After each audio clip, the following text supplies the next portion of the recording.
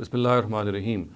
Dear viewers, in the previous episode of this topic number 6, we had discussed the arrangement of the respective Masahif of Ubayy ibn Ka'b and Abdullah ibn Masud anhum, the way they have been handed out to us in history.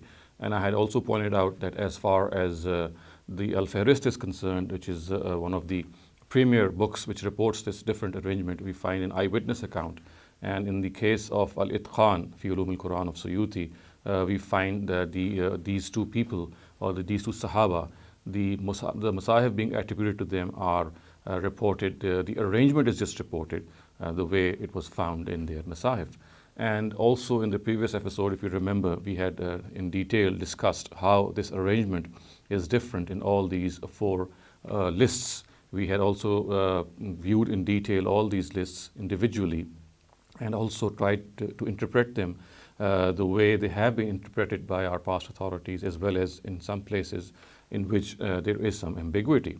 Now, in today's session, inshallah, I will try to analyze the matan and the chain of narration of Ubayy ibn Ka'b's mushaf the way we had discussed it the last time. And we shall see how these two aspects, the matan aspect and the isnad aspect, can be related to historical criticism. Now, first we'll start off with historical criticism or points of criticism which arise on the matan of the texts which report a different arrangement of the Qur'an vis-a-vis Ubayy ibn Ka'b anhu. The first of these points that arise in my mind is that it is none of Ubay's students which report this different arrangement. We find several of his students, for example, Hafiz Mizzi in his Tahzib al-Kamal has said that some of his famous students include Abdullah ibn Abbas, Anas ibn Malik, Abu Musa al-Ashari, Abu Huraira, Zir ibn Hubaysh, Sayyid ibn al-Musayyib, anhum. All of them are very famous students of Ubayy ibn Ka'b, but none of these students and the students of these students and so on and so forth report this different arrangement from their teacher. It was but natural in those times that students and the students of their students would transmit whatever they had been told or whatever they had been passed on by their teacher. But it is strange, and it is extremely strange, that his immediate students and the students of his students have not reported any differently arranged Qur'an by Ubayy ibn Ka'b. And now this is something very important, because in those times it was a customary that students would transmit the knowledge of their teacher in a very profound manner. But it is strange that none of Ubay's students have transmitted this differently arranged mushaf attributed to him. On the contrary, we find people in the 3rd century reporting this different arrangement. Thus, for example, Fazl ibn Shazan, which reports this different arrangement in Ibn Nadim's Al-Fahrist. He lived in the 3rd century, and similarly in Al-Itqan fi Ulum al-Qur'an of Suyuti, this arrangement has been recorded by on the authority of Ibn Ashta in his Kitab al-Masahif, and he also narrates this different arrangement from a person called Abu Ja'far al-Kufi, and as we shall see later on, he is also a person who belongs to the 3rd century. So the point that is being made is that all in all, for the first time after a couple of centuries, after 250 years maybe, this different arrangement has come to surface. This, of course, is a big anomaly. Why in these 200 years or 250 years which elapsed between the actual mushaf and the time when it surfaced in history, why is it that no one talks about these Masahif, or no one says that they were differently arranged? So this is one very, very weighty critique that comes to my mind. The second thing that also is very prominent is that if we compare the two lists of Ubay's differently arranged mushaf, the way have been recorded in Al-Itqan and in Al-Fahrist, you can see that after the first 20 entries, these lists start to diverge. The arrangement is very common in the first 20 entries, the way the surahs are arranged, it's exactly the same. But after the first 20 entries, the surahs are differently arranged in both these lists. So the question arises, which is the correct one? Because one list has a different arrangement, and another list has a different arrangement, and both are ascribed to Ubayy ibn Ka'b. So again, the question arises that which one to believe and which not to.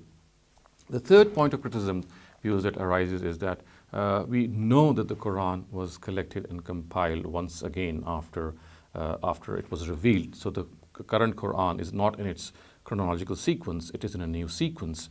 So why, if at all these lists existed, why should not we believe that perhaps these were the arrangement of the surahs which Ubayy respectively and Ibn Masud, as we shall see later on, perhaps one very far-fetched interpretation could be that perhaps it was their initial arrangement when the Quran had not been given its final arrangement. So perhaps these lists are, if at all they are true, then perhaps they could be portraying what the situation was before the Quran was arranged in its current sequence. So perhaps this was the case. And then, viewers, we also come to the fourth point in which we find there is some discrepancy as well in this list. Thus, for example, in the list given by Al-Farist of Ibn Nadim, we find that Surah Teen and Surah Abas are repeated twice. They of course could not have come twice. So there is some error again in the list. And then again, the fifth point of criticism is that again in the list of Al-Farist of Ibn Nadim, at the end you would remember it says in all there are 116 surahs. But when we count this list, when we count the number of surahs in this list, it comes out to be 104. So again, this refers to the defective nature of the list. And finally, viewers, we come to the very prominent addition in these arrangement of attributed to Ubayy ibn Ka'b, and that is the addition of two additional surahs called Surah Hafd and Surah Khal. And they have been variously called. So this is something which also needs our attention. And one of the celebrated scholars of the past, Al-Baqillani, in his Intisar, has also criticized the addition or the existence of these two surahs in the mushaf of Ubayy. He says that had these been part of the Quran, then they should have been submitted or transmitted the way the rest of the Quran is in a widely pervasive manner. How is it that we find these lists in such an isolated manner? The second point that he raises is that it is only certain reports which say that Ubayy had these surahs incorporated in his mushaf, and why should not we believe that perhaps he had just written these surahs there as a point of remembrance, just to remind himself that these are important. These are two important du'as or two important supplications ascribed to the Prophet, and which were also read in the witr prayer, and they were also called the qunut. So he says that it is debatable that mere existence or mere report of the existence of these two surahs should be proof enough of the fact that they were actually regarded by Ubayy to be part of the Quran. He could have just written them, he says, perhaps just as a case of reminder. And again, in the third point that he raises is that had this been the case, that Ubayy's mushaf would have contained two additional surahs, then he reminds us that in the times of the Caliph Usman, we know that he had made a very concerted effort to find out all the differently arranged and differently compiled Qur'ans, and he had confiscated them. And we also even find a narrative in the Kitab al-Masahif of Ibn Abi Dawud, in which the two sons of Ubayy are actually asked. One of them is Muhammad and the other one, his name is Tufail. And they are asked about the mushaf of their father. And the reply that they give is that it has been confiscated by Usman. So he says that if this is the situation, then how come people say that they saw it and that it was the mushaf of Anas ibn Malik? Because we know that it also contained a dua of qunut. So if the mushaf had been confiscated in the times of Usman, so how come people saw it, as we find the eyewitness account in, for example, Al-Farist, which says that we found the mushaf of Ubayy. So why should we not regard it to be a forgery? Because as he says that both sons had said that it had already been taken by Usman. Now, we also need to understand this fact, viewers, that Schrawley, for example, Friedrich Schrawley, in his revised edition of Nordike's Geschichte, has said, he has actually commented in detail about the Quranicity of these two surahs. He's actually raised linguistic reasons for rejecting both these surahs. He thinks that these two surahs could not have been part of the Quran because linguistically there are certain issues. And while referring to the text of these surahs, Shawli quotes their text on the authority of various sources, which I'm just going to construct before you, and the way he has constructed through parallel sources. He points out that they have been variously called as Surah Khal and Surah Hafd, surahs of Qunut, even Surah Qunut, Dua al-Fajr, and Ad-Dua. And he says that the last three names show that they are not actually surahs of the Qur'an, and they are just supplication or du'as. So he says that this is a strong case which is made out of this fact that these are basically supplications and they cannot be called surahs which are part of the Qur'an. Now, as far as the text of the surahs itself is concerned, Shawli has gone on to construct it, as I just said, and he has used parallel sources to construct these texts, and he has cited Tashqabruzada, for example, in his Mawsu'a Mustalahat Miftah al-Sa'ada fi wa Misbah al-Siyada bi Mawdu'at al-Ulum. This is the book by Tashqabruzada, so he has used this book to construct the text, and he has also used Birjili, and he also says that the sources quoted by Suyuti all belong to the 1st century. So now I'm going to present before you the Surah Khal, which is the first of these surahs, as is constructed by Shawli in his Geschrichte, the revised edition of Nordike's Geschrichte. And as you can see, viewers, on your screen, this is the surah, and I'll also read out the discrepancies or the additions which some of the other sources have. So the exact surah cited by Shawli as regards to Surah Khal, he says that it is written as Bismillahir Rahmanir Rahim, Allahumma inna nasta'inuka wa nastaghfiruka wa nusni alayk wa la nakfuruka wa nakhla'u wa natruku man yafjuruk. So this is how he narrates Surah Khal. He says this is the surah which is attributed to Ubayy and is called Surah Khal. And he also then cites Surah Hafd. And Surah Hafd, according to him, is Allahumma iyyaka na'budu wa laka nusalli wa nasjudu wa ilayka nas'a wa nahfidu wa narju rahmataka wa nakhsha azabaka inna azabaka bil kuffari mulhiq. So these are the broad words of these surahs. But again, as I said, that since he has constructed them through parallel sources, so it is essential that we also look at how there are some variants of this text. For example, viewers, in Surah Khal, let's go back to the first of the surah, Surah Khal. It starts off with Bismillahir Rahmanir Rahim. And now Shawli says that the Bismillah is not present in the text cited by Zamakhshari in his exegesis of Surah Yunus, in a narrative of Al-Itqan, and in the Landberg mushaf, which of course is 343, and the numbers, subcategories are 1, 3, 4, and 5. So he says that this is not present the way it is present here. It is not present in Zamakhshari in his exegesis of Surah Yunus. It is because he cited it there. It's also not present in the narrative given by Itqan, which is the number 2 narrative, and in the Landberg manuscript. Okay, now next move on to the next variant, the next part of this variant, and the next, as you can see, is Allahumma inna nasta'inuka, as this begins. So nasta'inuka is again something which has a variation, and Shawli points out that Birjili has the word wa nastahdika after nasta'inuka. So this is an addition in Birjili's edition of this surah. And the next part that he reconstructs is regarding nastaghfiruka, which is the next word. And he says that the Landberg manuscript, 343 and subcategory number 6, the words here are nu'minu bika wa nakhda'u laka. So after wa nastaghfiruka, the words, there are some additional words, and they are nu'minu bika wa nakhda'u laka. And Birjili has the words wa nastahdika wa nu'minu bika wa natubu ilayka wa natawakkalu alayka. So these are the words which Birjili adds after nastaghfiruka. Now again, as far as the next edition is concerned, or next variation is concerned, this is found after wa nusni alayka.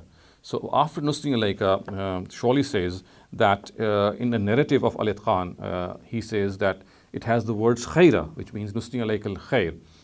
And Birjili after this adds the word wa nusni alayka al-khaira kullahu nashkuruka. So this is the addition which Birjili makes at this point. The next addition is made, or the next variation exists, viewers, in the word wala nakfuruka. And here Shawli says that Birjili adds the words wa nakhda'u laka. So the word is نَكْفُرُكَ وَنَخْضَعُ لَكَ وَلَا نَكْفُرُكَ وَنَخْضَعُ لَكَ. And in number 6th point, viewers, he says the next part, number 6, now belongs to Surah Hafd. And as you would remember, the Surah of Hafd begins with Allahumma iyyaka na'budu wa laka nusalli. So he says that in Surah Hafd, as you can see, the words are Allahumma iyyaka na'budu wa laka nusalli. And after wa laka nusalli, he says that Tashkub Razada does not give this part. So this is how he has explained this. And viewers, the next variation exists after Nakhsha Azabaka, again, it's in Surah Hafs. He says that a narrative in Itqan and the manuscript of 343 of Landberg, numbers 1 and 3, places Nakhsha Azabaka before Narju Rahmataka. So he says this precedes Narju Rahmataka. And as far as the 8th variation is concerned, it exists after Inna Azabaka bil Kuffar. It is right here that it lies.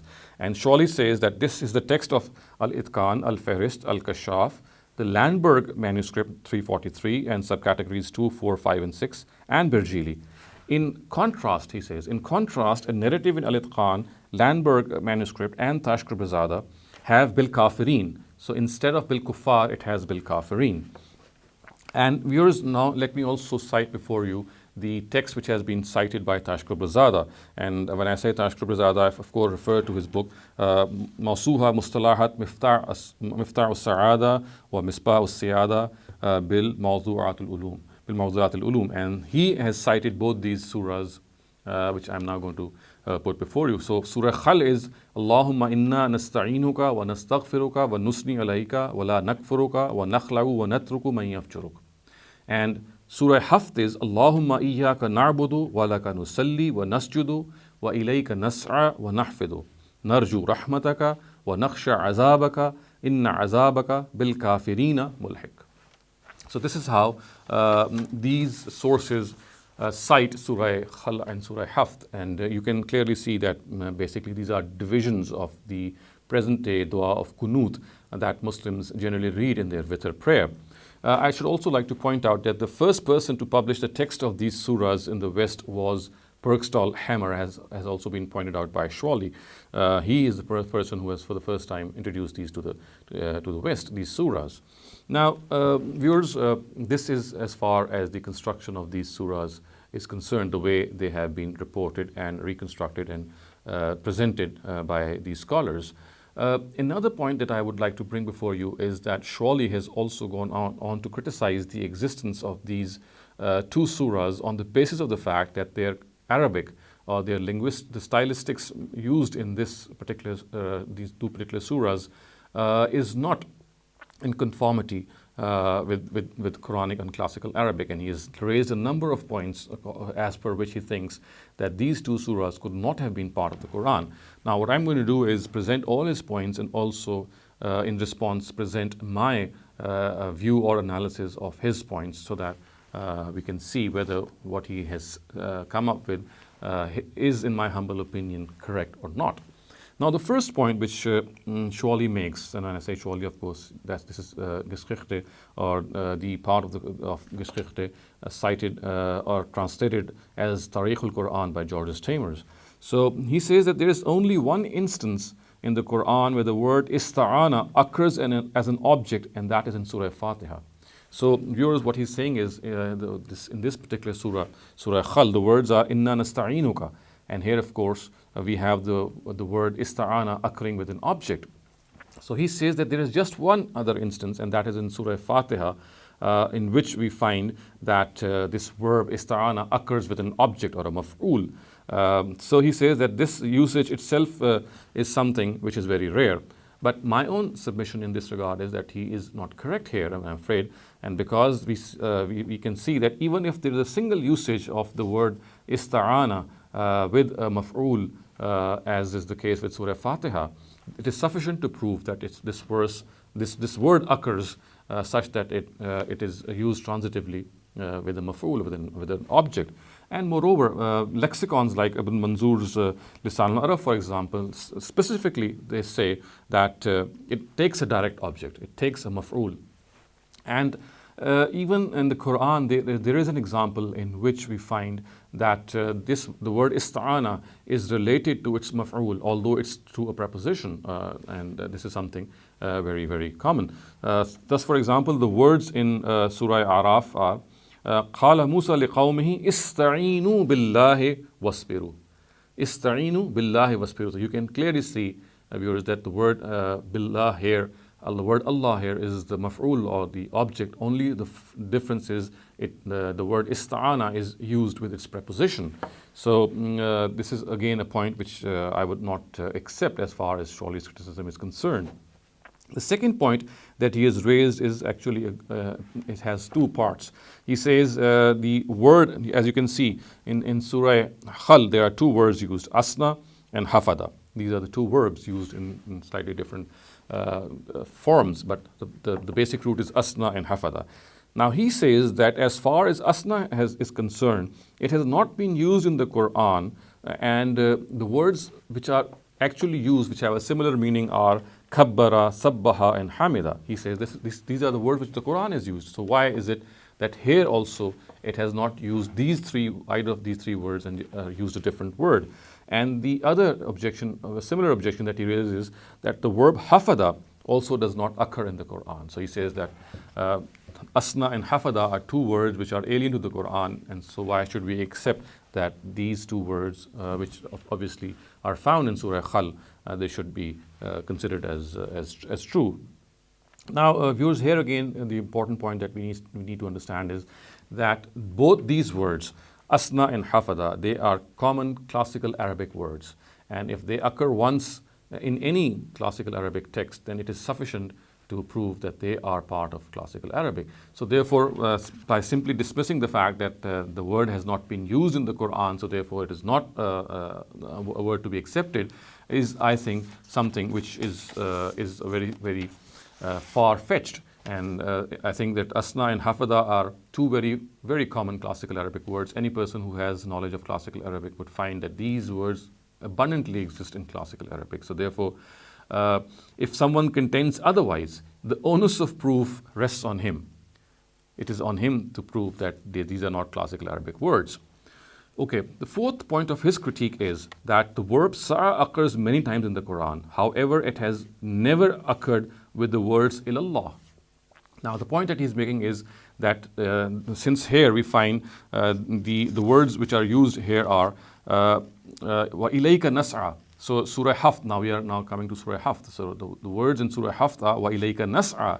And he says that it has never occurred with the word ilallah. So sa'a has never occurred with the word ilallah. And he also makes a point that we must not cite the Quranic verse فَاسْعَوْا إِلَىٰ ذِكْرِ اللَّهِ, the famous verse of Surah Jumu'ah, in support of or against his claim, because he says that here the word sa'i has been used فَاسْعَوْا إِلَىٰ ذِكْرِ اللَّهِ. It's not فَاسْعَوْا إِلَى اللَّهِ. So he says that here governing noun or mushaf exists. So he says that if someone has to go against me, then he should not cite this verse, because it is actually, it is not of the same pattern.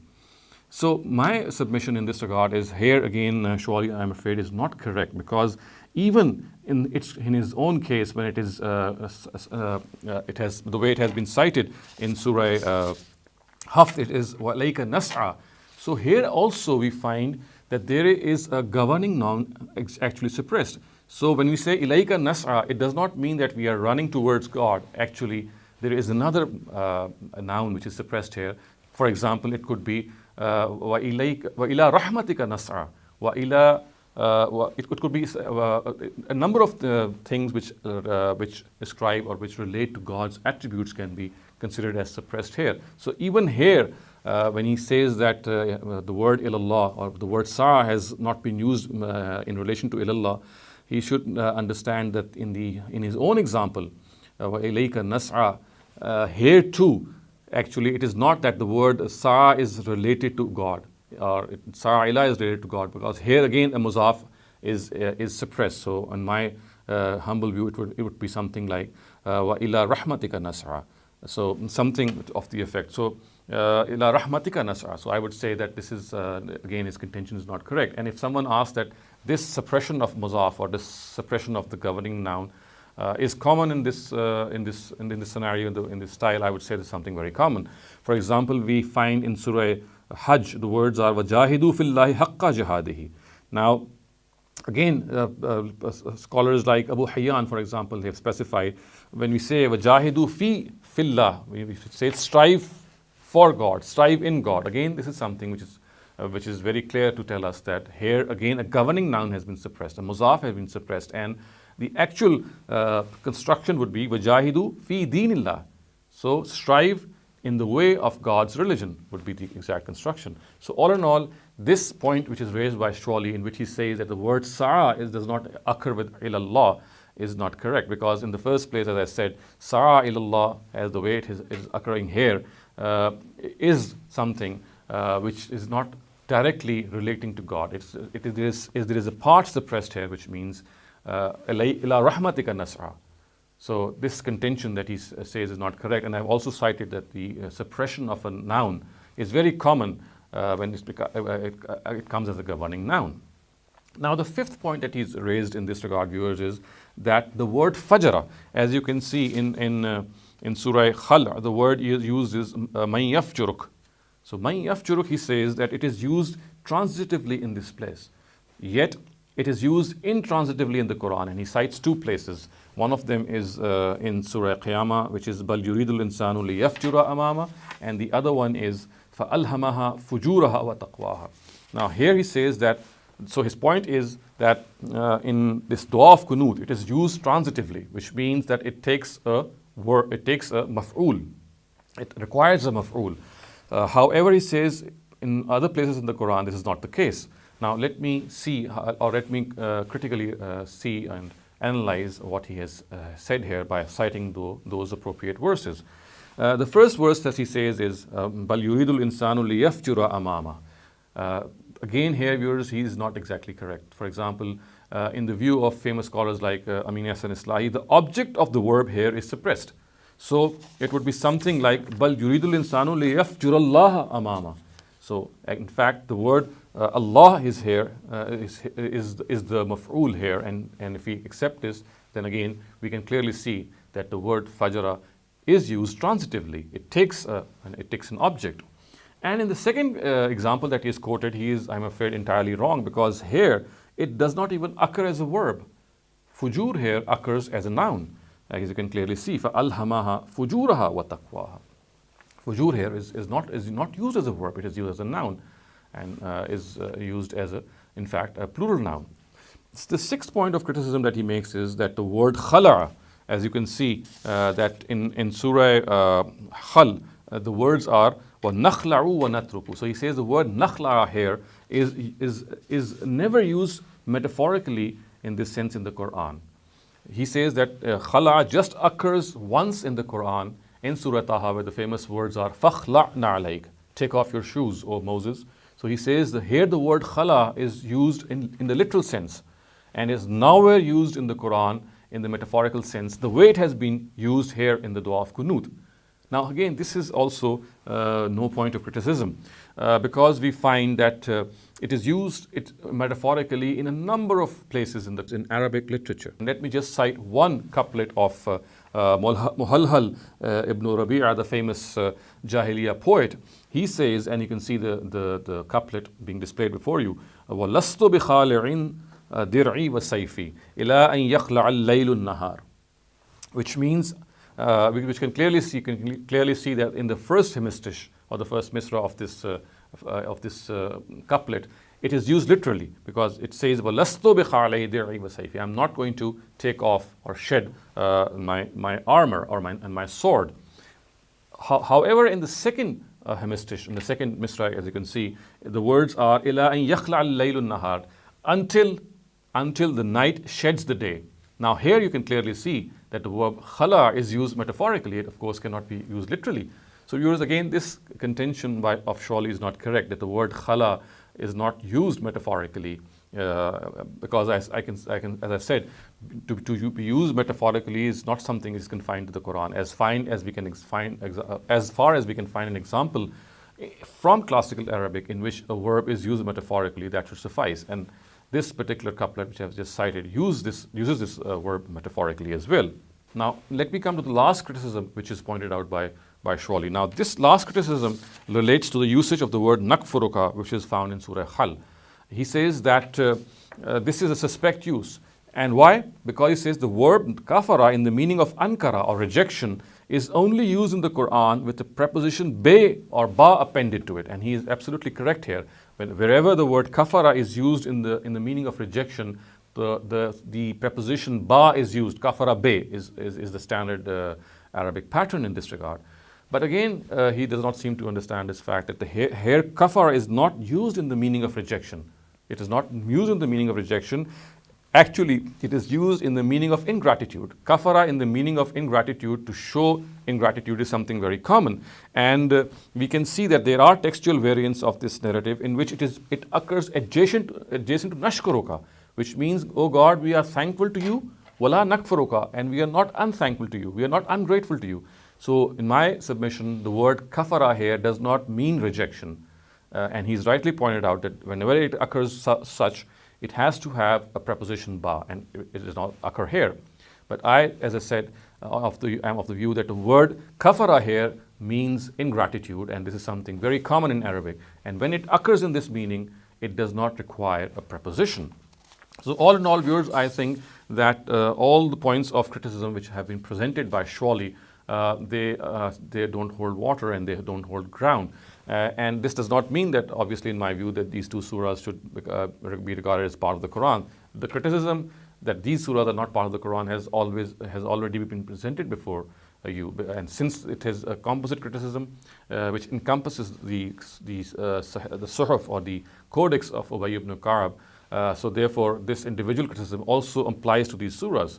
This criticism. The only thing that I have pointed out here in the last few minutes is that the contention of Shawli that these two surahs cannot be regarded as part of the Quran because their Arabic is not correct. There is no flaw as far as their Arabic is concerned, in my humble opinion. However, the reason why these two surahs have not been or should not be regarded as part of the Quran are other reasons which I pointed out in the beginning. Now, viewers, let me analyze the chain of narration of these two narratives which tell us that Ubay's mushaf had a different arrangement. As you would recall, one of them is found in Al-Fahrist of Ibn Nadim, and the other one is found in Al-Itqan of Suyuti. So let me analyze this chain of narration in both these two narratives, and which will then bring us to the end of the discussion regarding Ubay's mushaf. And inshallah, in future, we'll take up Abdullah ibn Masud's mushaf and critically view the narratives which bring forth his arrangement. Now, let me first cite the chain of narration, which you can see is the arrangement of Al-Fahrist, as you can see being displayed on the screen before you. The chain of narration part is قال الفضل بن شازان أخبرنا الثقة من أصحابنا قال كان تأليف السور في قراءة أبي بن كعب البصرة في قرية يقال لها قرية الأنصار على رأس فرسخين عند محمد بن عبد الملك الأنصاري أخرج لنا مصحفا وقال هو مصحف أبي رويناه عن آبائنا. Which means Al-Fazl ibn Shazan said that one of his trustworthy associates informed him that the scheme of arrangement of the surahs according to the reading of Ubayy was found in the village of Al-Ansar, situated 2 farsakhs from Basra, with a person called Muhammad ibn Malik al-Ansari. Now, he brought a copy of the Quran to us and said that this is the mushaf of Ubayy, which has been narrated by our generations from our forefathers. So this is the chain of narration as far as it is found in the Fahrist of Ibn Nadim. Now, the critical point here is that in this particular report, we find that Fazl ibn Shazan died in 260 Hijrah. He is a person who died in 260 Hijrah. He reports seeing a mushaf belonging to Ubayy. We do not find the name of the person from whom Al-Fazl reports. As you can see clearly, Fazl says, أخبرنا الثقة من أصحابنا. He says, one of my trustworthy associates has reported him. But on the principles of historical criticism, unless he names who the person is, we cannot be sure who that person is, and therefore we cannot rely on that report. And also, Ibn Nadim himself has not disclosed his source from which he acquired or from whom he acquired these words of Fazl ibn Shazan. So we know that Ibn Nadim lived much later than Fazl ibn Shahzan. So who are the people in between Ibn Nadim and Al-Fazl ibn Shahzan, on the basis of which we can say that this is something which Ibn Nadim reports in a trustworthy manner. So in my view, viewers, the chain of narration of this arrangement found in Al-Fahrista of Ibn Nadim of the Codex of Ubayy ibn Ka'b, the way it has been reported here, does not hold to the test of historical criticism. Now let me move on to the chain of narration of this mushaf, the way it has been recorded in Al-Itqan of Suyuti. And here it is not an eyewitness account. Here the words are, the actual word which Suyuti has recorded are قال ابن أشتر في كتاب المصاحف أنبأنا محمد بن يعقوب حدثنا أبو داود حدثنا أبو جعفر الكوفي قال هذا تأليف مصحف أبي. And then we find that arrangement coming following these words. So Ibn Ashtar has said in his Kitab al-Masahif, we were informed by Muhammad ibn Yaqub that Abu Dawud narrated to us that Abu Ja'far al-Kufi said. Following is the arrangement of Ubay's mushaf, and then he goes on to describe the arrangement which we have already seen earlier. So here, viewers, we find that basically Suyuti is citing Ibn Ashtar and his Kitab al-Masahif, and then he is citing his chain of narration. Now, it needs to be understood that Ubay's surah arrangement, as is recorded by Kitab al-Masahif of Ibn Ashtar, it has itself a chain of narration. The chain obviously is broken because it begins with someone who is the informant of Abu Dawud, and Abu Dawud Sulaiman ibn al-Ash'as, who died in 257 Hijrah. Now we know that Abu Dawud, who is actually Sulaiman ibn al-Ash'as, the famous compiler of hadith, his book Sunan Abu Dawud is part of the 6 canonical books of the Muslims. So his informant is Abu Ja'far al-Kufi. And this person, Abu Ja'far al-Kufi, is a person who belongs to a much earlier era than the era of much later era than the era of Ubayy, because there is almost 2 centuries which lapse between the two. However, there is one problem here, and that problem is that it is difficult to identify who Abu Ja'far al-Kufi is, because Abu Ja'far al-Kufi is the name of many informants, and I have located at least 6 of them.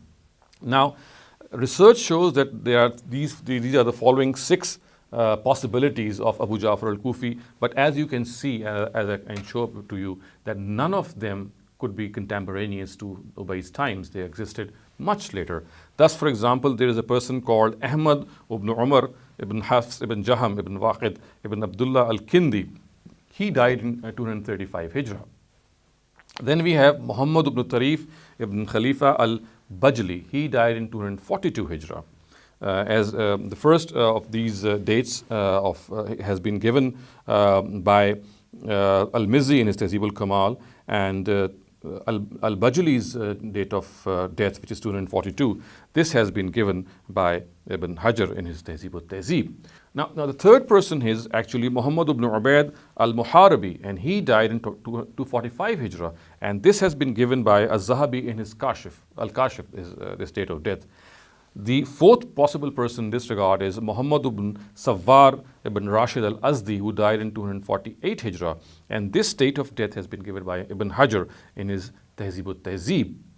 The fifth possible person, who is also called Abu Ja'far al-Kufi, is now all of these are obviously informants of Abu Dawud, and as you can see, all of these are informants of Abu Dawud, but none of them can be the person who could be contemporaneous to Ubayy. So the fifth one is Muhammad ibn Ibrahim ibn Sulaiman al-Kindi al-Bazzaz al-Dharir, who died in 248 Hijrah, and this has been given by Az-Zahabi also in his book Al-Kashif. And finally, the sixth person, Abu Ja'far al-Kufi in this regard, is Muhammad ibn Usman ibn Karama al-Ijli al-Warraq, who died in 256 Hijrah, and this has been again given by Az-Zahabi in his Al-Kashif. So these are the 6 Abu Ja'far al-Kufis who were the informants of Abu Dawud, and as you can see from their dates of death, that they could never or ever have been contemporaneous with Ubayy. They are at least 2 centuries or 1.5 century plus lapsed between the two, and between Ubayy and any of these 6 people. And so we can clearly see that this narrative is broken. So viewers, we can come to this conclusion by now that not only the text of the narratives which report Ubayy ibn Ka'b's different textual arrangement or different arrangement of the surahs is faulty and has a number of questions raised on it, but also the chain of narration of both these narratives which report a different arrangement is very suspect, because both these arrangements report that this particular arrangement was discovered 2 centuries after Ubayy's death, maybe. And in these 2 centuries, we find no such report. It is only after these 2 centuries that people have surfaced and told us of a different arrangement. Obviously, this is something of an anomaly and cannot be accepted. So, inshallah, in the next session, we shall analyze the mushaf of Abdullah ibn Masud and see whether, like Ubayy ibn Ka'b's mushaf, the questions which arise on its text and its chain of narration, they hold up to the test of historical criticism or not. Till then, أقول قولي هذا واستغفر الله لي ولكم ولسائر المسلمين والمسلمات.